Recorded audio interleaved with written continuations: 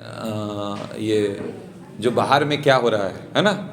अभी जब हम जैसे आ रहे थे, हाँ, तो आते वक्त क्या देखे, पूरे जो है, जो हम लोग 4 नियम का फॉलो करते हैं, है ना। क्या है 4 नियम, किसी को पता है 4 नियम क्या हम लोग फॉलो करते हैं?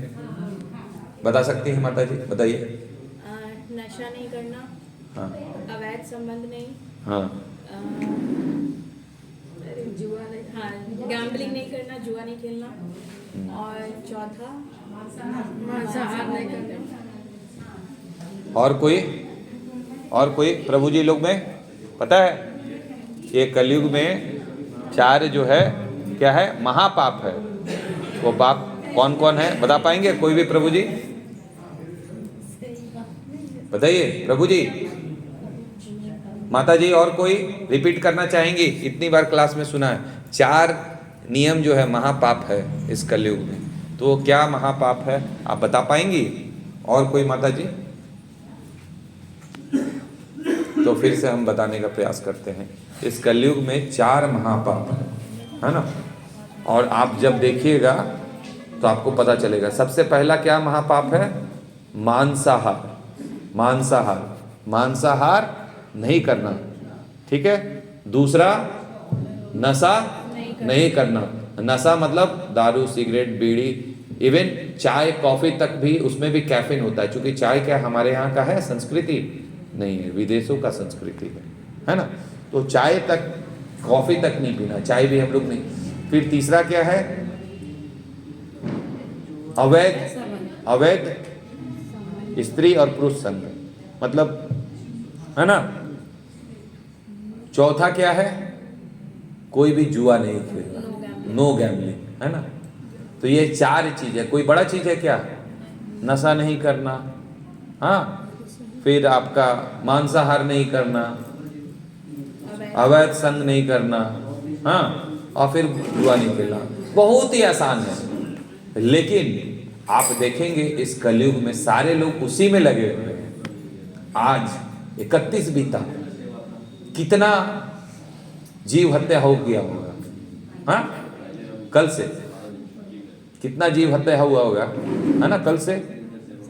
लेकिन हम लोग क्या है, सोचिए आप किस प्रकार से 9 वर्ष बना रहे हैं। अपनी इंद्रियों को तृप्त करके किसी और को आप मतलब कर रहे हैं, तकलीफ दे रहे हैं, उनका जीव हत्या कर रहे हैं।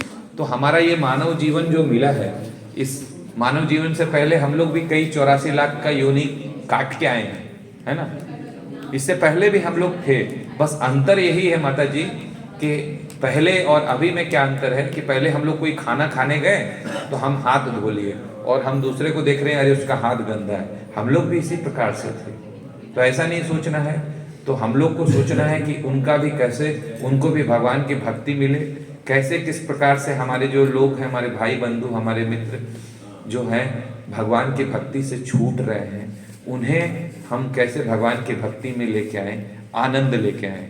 वो आनंद सभी कोई, भगवान क्या बोले हैं कि ये जो समय है, ये जो अभी कलयुग है, ये दुखालय, दुखों का घर है। इसका जगह का नाम क्या दिए? दुखालय शाश्वतम, मतलब शाश्वत भी है, लेकिन क्या है, दुखों का घर है। कोई भी ऐसा व्यक्ति जो आप बता सकते हैं यहाँ पर इस हॉल में बैठा हुआ, जो सुखी हो, मानसिक, शारीरिक, आर्थिक, है ना, कितनी तरह की हमारे पास जो है परेशानियां हैं। तो आप सोचिए।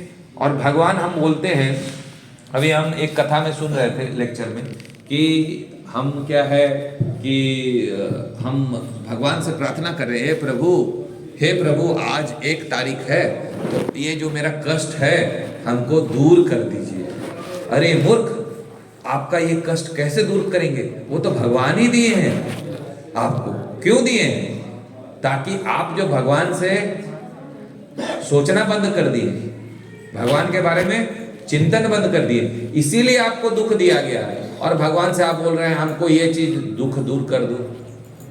दुख दिए हैं इसलिए ताकि आप उस चीज को रियलाइज कर सके, जान सके, पहचान सके, और भगवान से समझ सके कि मेरे ही कर्मों का कहानी है। मैंने जो पहले किया है उसी का इफेक्ट अभी के रूप में हमको मिल रहा है ना।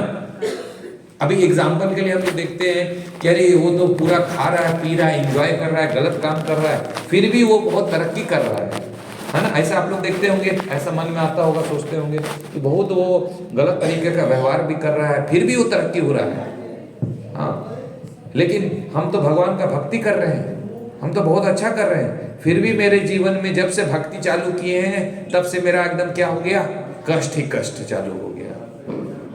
ऐसा बहुत लोगों को दिमाग में आता है, भगवान का याद हम कर रहे हैं लेकिन मेरा कष्ट हो गया। पहले हम नहीं था, जब तक हम भगवान से दूर थे तब तक ये कष्ट हमारे जीवन में नहीं था, लेकिन जैसे हम भगवान के समीप आए वैसे मेरा कष्ट बढ़ गया। तो ये एग्जाम्पल है कि जिस प्रकार से हम लोग देखते हैं कि पहले खेती होता था, तो खेती होता था तो गांव में क्या है, बड़ा बड़ा जो है रखने का एक चावल रखने का, आपको याद होगा, उसमें भांड क्या बोला जाता है उसको ना, भाड़ी, कोठी, कोठी जो भी है, तो उसका नीचे में एक होल रहता है जिससे चावल निकलता, ऊपर से डाला जाता है। तो वो सोचिए कि इस बार जो है ये अच्छा चावल हुआ और हम उसमें डाल दिए, ठीक है, स्टोर कर दिए। हाँ, फिर क्या हुआ, नेक्स्ट ईयर, अगला साल बीता, फिर क्या हुआ, फिर चावल हुआ, फिर अच्छा हुआ, फिर हम डाल दिए, फिर एक साल बीता, फिर क्या हुआ, खराब चावल हुआ और फिर हम डाल दिए, फिर क्या हुआ, नेक्स्ट ईयर बीता, फिर खराब चावल हुआ, हम डाल दिए, और फिर हम निकालते हैं नीचे तो देखते हैं अरे हमने तो डाला इस, अभी तो खराब है लेकिन निकल रहा है अच्छा। कैसे?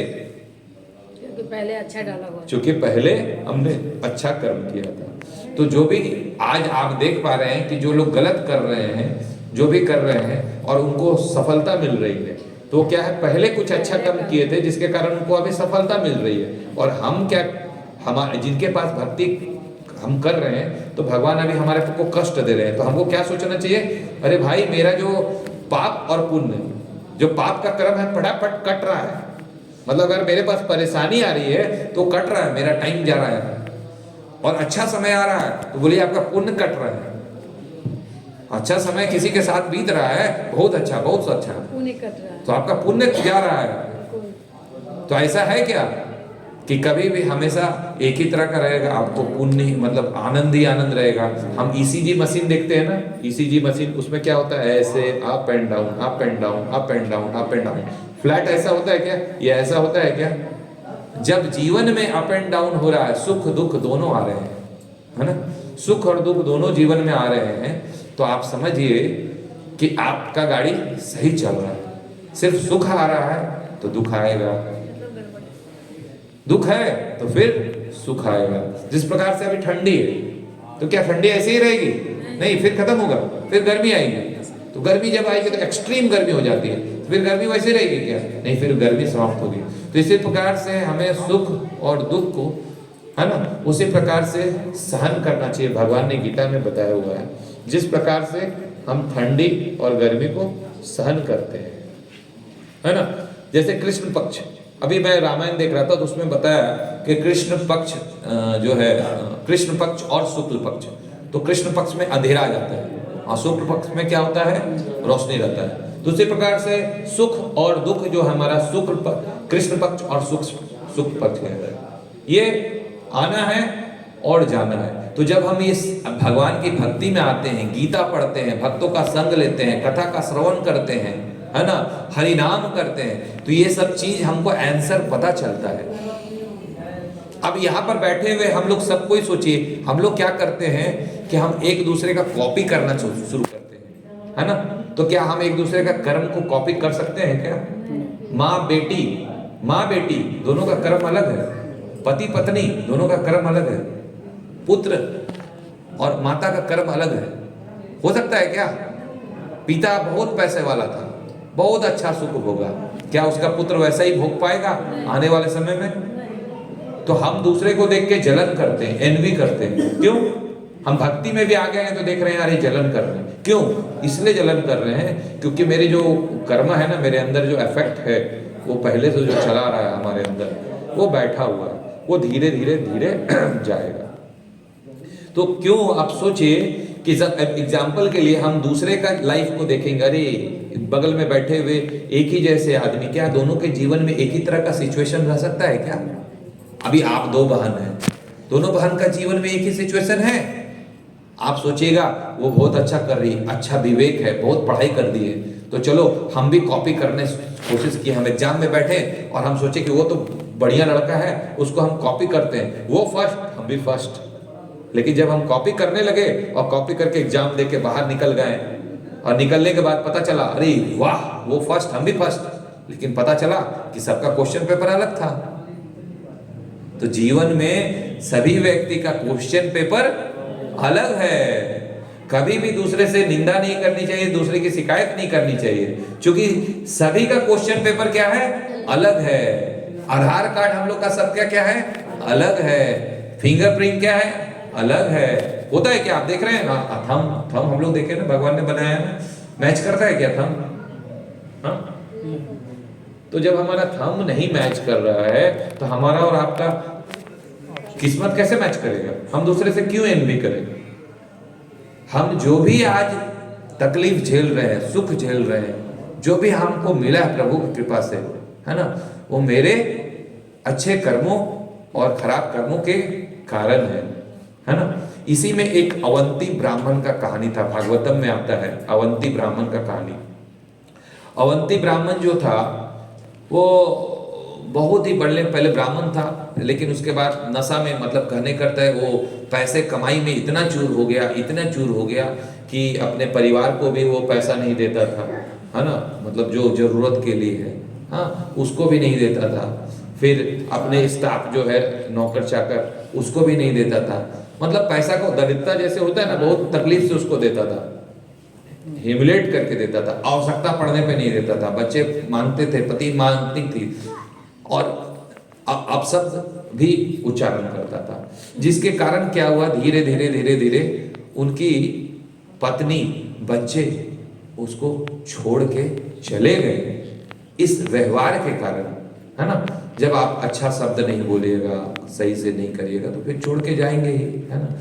छोड़ के चले गए। फिर धीरे धीरे क्या हुआ, नौकर भी परेशानी में रहे, और एक दिन बाद नौकर भी छोड़ के चले गए। पता चला जो खेत में था, जो सारा संपत्ति था खेत में, बहुत सा खेत था, तो खेत का अचानक क्या हुआ, सारा वो जल गया तो उसके पास, और जो धन थे बचे हुए, तो उसका नौकर चला गया, देखा ये तो हमको भी नहीं दिया, पैसा भी नहीं दिया, मेरा बच्चा मेरा बीमार था, तब पर भी मैं मांग रहा था इससे तनख्वाह दीजिए, लेकिन नहीं दिया। तो चोर गया और चोरी करने तो बता दिया वहां पर है पैसा। तो इस प्रकार से, और उधर से फिर उसको टैक्स होता है ना, टैक्स लेने के लिए गवर्नमेंट पहुंच गया उसके पास चारों साइड से। तो चारों तरफ से परेशान, सारा घर मकान सारा चीज छीन गया, इवन उसके पास कुछ भी नहीं बचा। तो जब कुछ नहीं बचा तो फिर क्या, साधु बन गया, मतलब कहने करते हैं जब कुछ नहीं है तो जय श्री राम। हाँ, तो फिर निकल गया जंगल में, और जंगल में निकल गया तो उसको समझ में आया कि जो भी आज लोग हो रहे हैं, जो भी व्यवहार हो रहा है, मेरे ही कारण हो रहा है। उसको ज्ञान हो गया, है ना, ज्ञान हुआ कि जो भी चीज हो रहा है, जो भी परिवर्तन हो रहा है, मेरे ही कारण, मेरे ही कर्मों के कारण है। तो अब धीरे धीरे वह क्या कि त्रिदंड का संन्यास लिया और भगवान की भक्ति करने लगा। लेकिन जैसे ही भक्ति करने लगा तो जो पहले लोगों को वो सताया था, पैसा नहीं दिया था, तो लोग आके उसको क्या करते थे, बहुत अपशब्द बोलते, उसका झोला छीन लिए, उसका वो खाना खाने बैठा तो उस पर मूत्र विसर्जन कर दिए, हाँ, उसको थूक के चले गए, उसका कपड़ा लेके भाग गए, इस तरह का बहुत अपशब्द बोले। अरे ढोंगे, ये क्या कर रहे हो, जीवन भर तुम एंजॉय किया, लोग बोलेंगे ही ना, ये किया और आज तुम ये ढोंग कर रहे हो।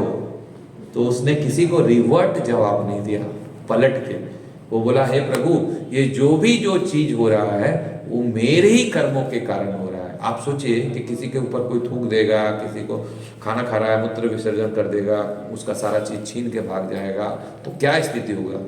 लेकिन उसके बाद भी वो क्या सोचा, ये जो भी चीज हो रहा है वो किसी का, इसके लिए कोई दोषी नहीं है, ना भगवान, ना देवी देवता, ना ये सारे लोग, ना ये परिस्थिति, इसका सिर्फ और सिर्फ दोषी कौन है, मैं हूं, है ना। तो जब हम और आप इस चीज को जान जाएंगे कि जो भी आज हमारी स्थिति हमारे साथ हो रहा है, जो भी जिस भी परिस्थिति में हम हैं, उस परिस्थिति में भगवान का चिंतन करेंगे, भजन करेंगे और उसमें बोलेंगे प्रभु से, हे प्रभु, आपने जिस भी परिस्थिति में मुझे रखा है, जिस प्रकार से कुंती महारानी आप पढ़ेंगे तो हमेशा कहती है कि विपत्ति में भी आप हमेशा हैं। अगर विपत्ति में भगवान आपके साथ हैं, आप देखिए कि पांडवों के जीवन में कितना विपत्ति था, हाँ था ना, वो तो भगवान थे साथ में।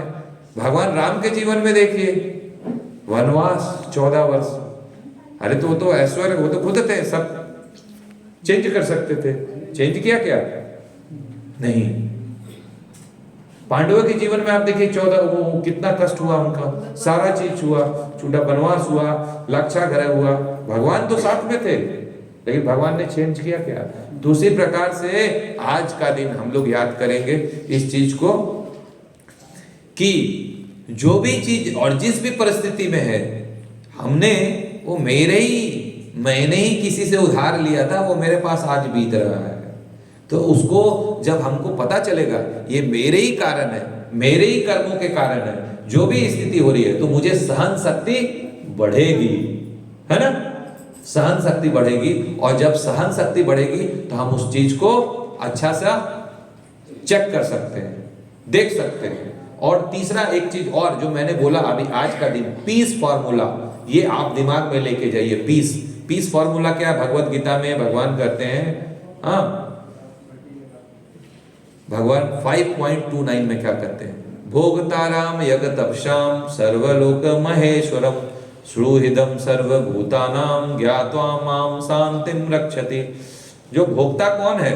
हम सोचते हैं कि कुछ भी आज हम बना रहे हैं, इंजॉय कर रहे हैं, खीर बना रही है, कुछ भी बना रहे हैं, तो उसका भोक्ता कौन है? हम अपने आप को सोचते हैं। जैसे ही हम उसका भोक्ता अपने आप को सोच रहे हैं तो वो क्या है? गड़बड़ी और पाप वहीं से शुरू होता है। अब ये सोचिए, कोई भी चीज आप बनाते हैं, आप ये सोचिए कि हम भगवान के लिए बना रहे हैं। जैसे ही आप ये सोचिएगा भगवान ही के लिए बना रहे हैं, भगवान की प्रसन्नता के लिए बना रहे हैं, क्योंकि आप सोचिए कि जो आप बनाने जा रहे हैं, आप कितना भी रुपया कमा लीजिए, क्या आप जमीन लेके आ पाएंगे? क्या आप वर्षा लेके आ पाएंगे? क्या आप धूप लेके आ पाएंगे जो अन्न उपजेगा? नहीं ना। तो हमको क्या करना है? भगवान को ऑफर करना है, प्रभु ये आपके लिए, बस इतना ही तो है।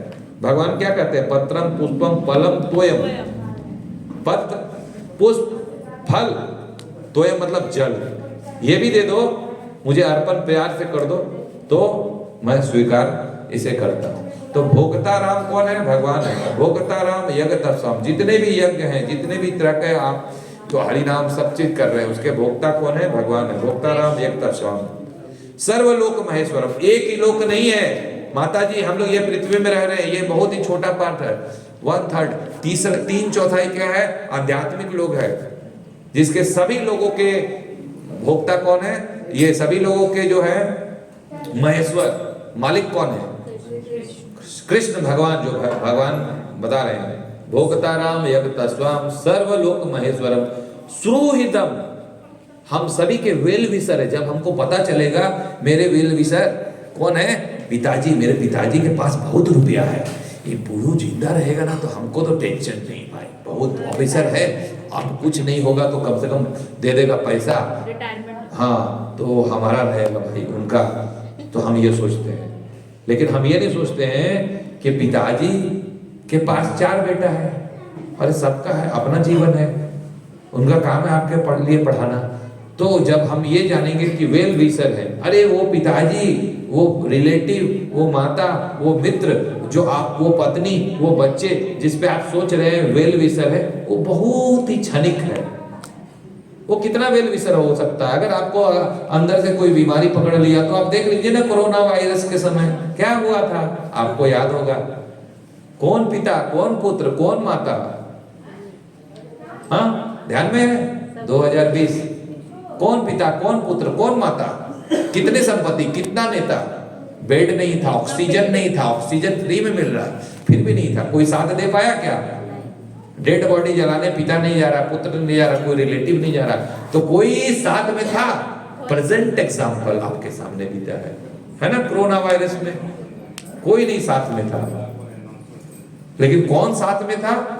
भगवान कृष्ण, सदैव, पहले से आज भी, क्योंकि वो हमारे वेल विशर है, हमारे शुभ चिंतक हैं, हम जिस रूप में रहे, जिस योनि में रहे, जिस शरीर में रहे, भगवान हमारे हमेशा शुभ चिंतक हैं। जब मुझे यह विश्वास होगा कि मेरे साथ हमेशा भगवान कृष्ण है, हाँ, तो हम क्या होंगे? सुखमय रहेंगे, कभी भी चिंतित नहीं रहेंगे, है ना। तो सुहृदम सर्वभूतानाम, जितने भी जीव हैं सबके क्या है? वेल विशर कौन है? भगवान। तो टेंशन होगा, ज्ञात्वा माम शांतिम रक्षति, तब क्या होगा? हम शांति से जीवन यापन करेंगे और जिस भी परिस्थिति में रहेंगे उस परिस्थिति में बोलेंगे हरे कृष्णा कृष्णा कृष्णा हरे हरे, हरे राम राम राम हरे हरे। आज के आनंद की जय, राधा माधव की जय। प्रेम से बोलो जय श्री कृष्ण चैतन्य प्रभु नित्यानंद श्री अद्वैत गदाधर शिवासादि गौर भक्त वृंद की। प्रसाद है, आप लोग लेके। हाँ, कौन? नित्यानंद प्रभु आज जो है, आज का प्रसाद आप लोगों के लिए स्पॉन्सर किए हैं, तो आप लोग जरूर से जरूर। हाँ नहीं, हरि बोल हरि बोल हरि बोल। प्रसाद लेके जाइए आप लोग सब कोई। नित्यानंद प्रभु देखिए वहां खड़े हैं, हरि बोल। आज बहुत ही अच्छे दिन में नित्यानंद प्रभु ने आप सभी का सेवा किया है, हरि बोल।